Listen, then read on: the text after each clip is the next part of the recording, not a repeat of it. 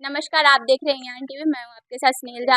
अभी अभी बहुत बड़ी खबर आ रही है मणिपुर से। वहां के पोलिंग स्टेशन पर गोलियां चल गई है, जिसमें 3 लोग की मौत हो चुकी है। आइए हम जुड़ेंगे अपने संवाददाता आनंद तिवारी से, जो कि मणिपुर से हमें बताएंगे कि अभी वहां के क्या हालात हैं।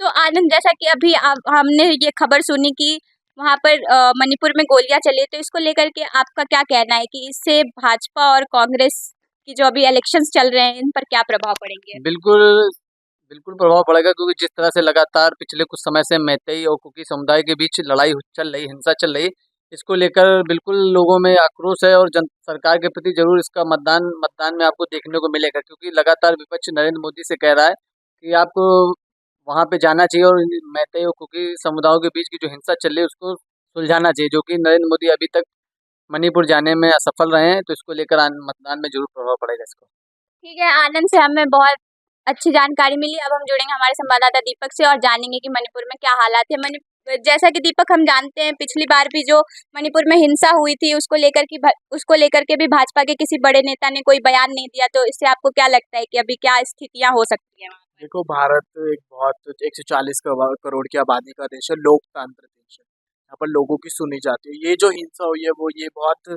दर्दनाक हिंसा है, ये ऐसी नहीं होनी चाहिए हिंसा। लेकिन पहला ही दिन, पहली ही चीज ये बहुत खराब हुई।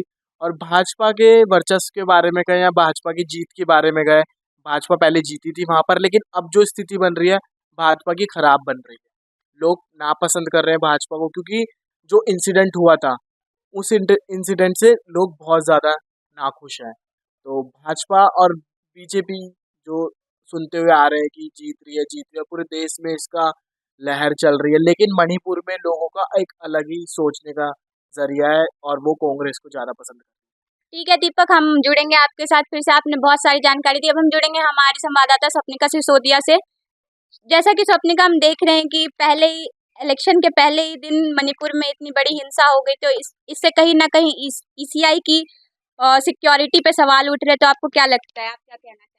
जी देखिए, मेरा कहना तो यही है कि पहले ही दिन गोलियां चलना, वो भी पोलिंग बूथ पे, बहुत ही ज़्यादा निंदनीय बात है। अगर जनता वोट देने जा रही है और वहीं पे अगर गोलियां चल रही हैं, तो फिर ये तो बहुत गलत बात होगी, क्योंकि जनता में भी अभी दहशत का माहौल है। वो किसके पास जाएंगे? ये सरकार की सरासर कमजोरी को दर्शाता है कि वहाँ पे गोलियां चल रही हैं। इसके बारे में सरकार को भी कुछ करना चाहिए। पिछली भी हिंसा को लेकर के, जैसा कि हम जानते हैं, भाजपा सरकार ने कुछ नहीं करा था। तो आपको क्या लगता है, इस बार जो यहाँ गोलियां चली, इसको लेकर कोई भी नेता बयान देंगे? जी, मुझे तो नहीं लगता कि कोई भी नेता इस बार बयान देंगे, क्योंकि कोई भी सीधे-सीधे अपने ऊपर आरोप लेना नहीं चाहता है। और अभी तो वैसे भी इलेक्शंस का माहौल है, तो मुझे लगता नहीं कि वो सीधे-सीधे इस बात को मानेंगे, और अभी इस पे कार्रवाई भी मुझे लगता नहीं होगी। ठीक है स्वप्निका, हम फिर से जुड़ेंगे आपके साथ। अभी हम जुड़ेंगे हमारे दूसरे संवाददाता उमर से और जानेंगे क्या है मणिपुर का हालात। Hello Omar, what do you think, what are the situations going on in Manipur right now? It's a very bad situation because some community problems are also happening there. But the election, it will be affect most on the elections, especially for the NDA, because we know the lot of allegations against the PM. He didn't visit the Manipur. He didn't look to anything in that what happening there. That of course the surveys are saying it will be affect most on the this election.